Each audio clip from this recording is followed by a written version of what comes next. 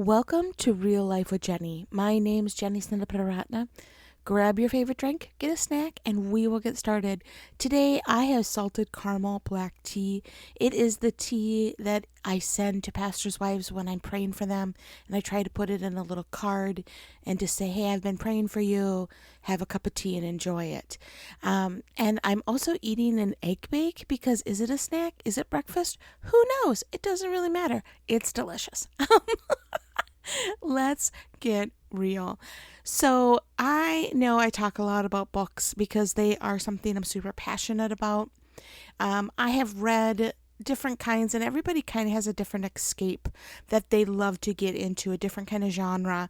I used to read marketing books because when I started my job, I had a totally different job, and they were like, hey, you know what? The person that used to do marketing is no longer with us. You're taking over marketing. And I was like, yeah, I know nothing about marketing.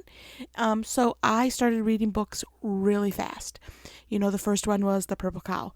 So I did a lot of marketing books at that moment. And very gratefully, I'm now done with that and I no longer have to do marketing books.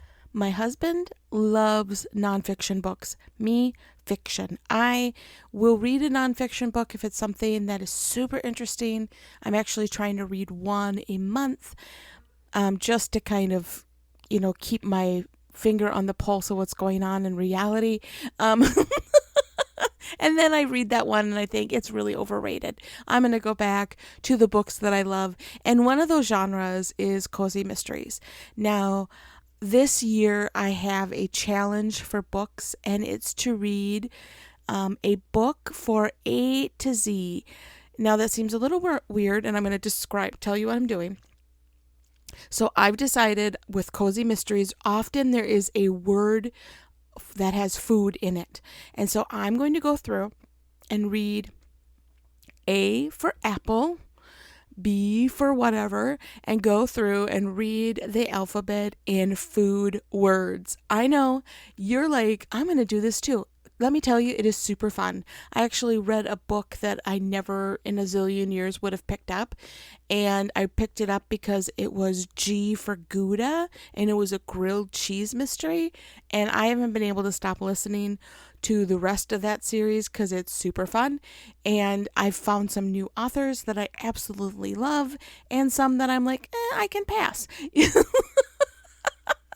But it's kind of been a challenge to get outside of my regular reading routine and the same few authors. Now, I love cozy mysteries so much. It is a passion that I have. It is something, if you've never read a cozy mystery and you've only read like a hardcore mystery that is a little maybe like Mary Higgins Clark kind of thing. Not that she's bad. I've read several of her books, but she's a little more scary in my opinion. I love the coziness of my cozy mysteries. And so I'm actually at 81 different series that I've read, either all or a part of the series. I know I'm a big nerd. I've got a spreadsheet of all the different mysteries and how many I've read of each of them, and then I have to update it. It's like a whole thing. I've got way too many spreadsheets for my books at this point. Anyway, that's really not the topic that we're talking about this morning. I just love books, so here I am. So there's one night that we are sitting around a table for dinner, my husband and my daughter and I, and it's very rare that we're all together for dinner anymore. In fact, we're together all day long, and so at dinner time we're normally separate. So we're a little opposite of most families who that's the only time they're together. This is like dinner times. Hey everybody, see you later. We've been together all day. It's okay, let's go. So we're sitting around the table, and my sister's actually at a thing called an anime convention. Now, if you've never know what that is, it doesn't really matter because I don't really know what it is. So we started talking about Comic-Con and all these different conventions that are all over the place. And I said, I think there's a Hallmark con, like a place that you can go and like meet the Hallmark stars and go and like watch Hallmark movies and like this whole thing. Come to find out, I was completely right. There is a Hallmark cruise that they do every Christmas, and it's sold out, of course. And am I on the waiting list? I don't know. We'll find out. Is it something I can afford? Probably not. But doesn't that sound delightful to go on a cruise and watch Hallmark movies and do like all the activities they do in the books? Yes, it sounds super fun. And so this led us down the path of complete craziness, where my husband gets an idea and starts Googling things. And he found something that was very exciting for me. He found a cozy mystery conference, and it is put on by one of my favorite authors, Ellie Alexander. I absolutely love her Baker series. It is one of my favorite series I've ever read. It's super clean and it's really funny, and I just absolutely love it.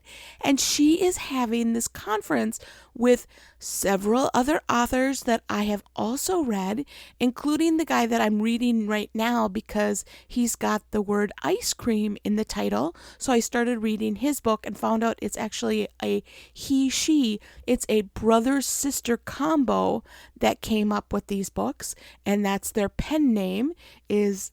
Anyway, it doesn't really matter. And I was like, this is super interesting. I've actually never read a book by a brother or sister before. And they are going to be there at the conference. And I got so excited. I mean, like, I would hate to tell you that I was like, yeah, that's fine. No, I was like, looking up plane tickets. It's in Oregon. And it's in the town that she writes the books about. I mean, I am so excited about this. I have told every person I know, anybody that will listen to me, I'm like, I'd like to go to this conference. Do you want to come with? Like, let's do this. Somebody, like, let's get down and we'll get to Oregon and we'll do this. And I'm waiting for registration to open so I can even find out how much it is. I'm so excited. I watched her video, like intro video, and almost cried. Like, I didn't fully cry, but I was so excited about the idea of getting together with other people that love what I love. And they've probably all read the books because it's hosted by her. And I don't know many people that have read her books. And she's going to be there and I can ask her any question I want. And they have like a what is it called? A scavenger hunt throughout town and a mystery you have to, like, the whole weekend. So I am like, honey, you need to get a service out in Oregon because this is like all of a sudden Jenny's number one priority. Like, there is nothing else that matters. Figure this out. Like, we don't need to schedule any other services. Just figure out the Oregon weekend. And I am just super excited about it, and like picked up one of her next books because I'm like, I want to read the next one, and I'm not all the way through her series yet. It's a pretty big series. And so I am just thrilled about this. And one night I'm just, kind of mulling over your day and thinking about like, Lord, I would love if you'd open up these doors because this would be super fun for me. I would really love this. And I felt like God just like kind of dropped something in my heart, like he so often does to each and every one of us. And he was like, this is exactly like a Bible story. And I was like, what Bible story? Like, how many Bible characters were reading Cozy Mysteries and wanting to go to a convention? Like, I have no idea what this would be. And so I kind of just stopped my train of thought. And I was like, Lord, I'm just going to focus on what you want to teach me today. And it was maybe 1 or 2 minutes of me just kind of sitting there quietly before it pops in my head. And I know it was completely God, because I'm not this creative. And he popped in my brain the song that we sang as a little kid, Zacchaeus was a wee little man. And I'm not going to sing it for you because you don't want to hear my singing today. But it was so interesting how I realized, and I went back and I read the story, and how Zacchaeus had just heard stories about Jesus. It was just, he had never met Jesus. He had never interacted with him, but he had heard about this man called Jesus.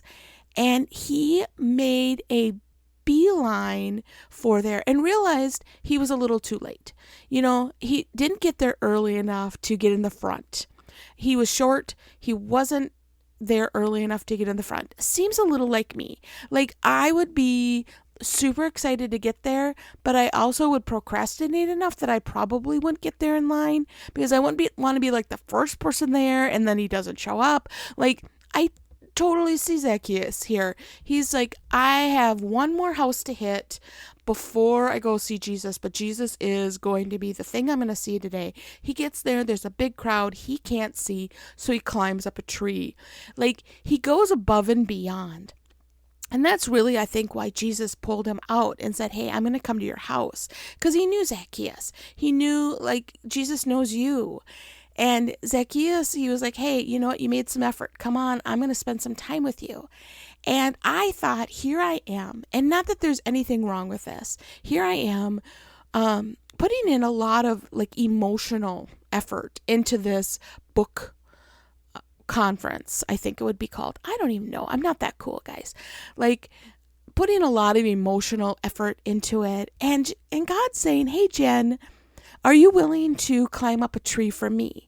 Are you willing to put that much emotional energy into seeking after me and getting to know me better? And, you know, I know Jesus. I know him. He's part of my life. He is someone that guides my steps like 100%. But am I willing to go up a tree? Now, for me, that would be a really big effort. I am not a tree climber. I am not athletic in any way, shape, or form.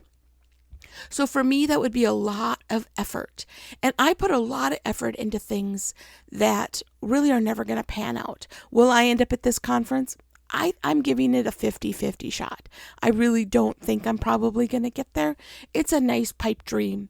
But Jesus isn't a pipe dream.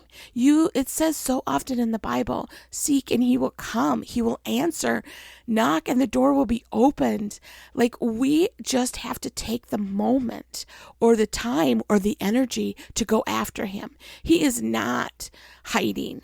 He was walking on the street. You know, Zacchaeus was late to the party, and Jesus still said, hey, you know what? I'm going to come to your house today, and I'm going to get to know you, and we're going to form a relationship that's even deeper than what you can imagine. And I just want to encourage you today that I'm not saying put aside the other things, the other dreams that you have, but maybe it's time to realize that we need to climb some trees for Jesus. We need to go after him like we go after other things. We go after being the best mom. We go after being the best grandparent.